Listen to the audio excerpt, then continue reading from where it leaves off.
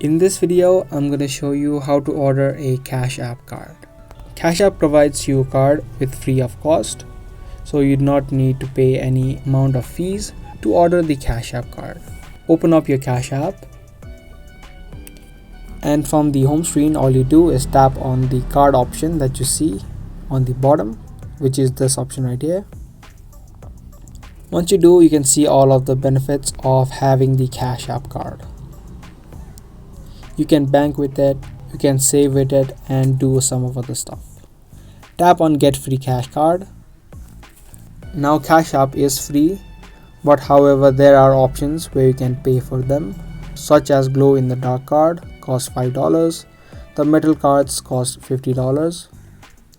Choose your option. For now I'm going to choose the classic black card. In the next section you can also personalize your card. Tap on this option. And if you want, you can add in emojis and stuff. On the top you'll see your Cash App name. You can choose to keep it or remove it.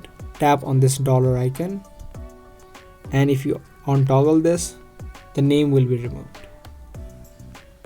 You can also add in emojis to your card by tapping on the emoji option, and you can choose from all of these emojis.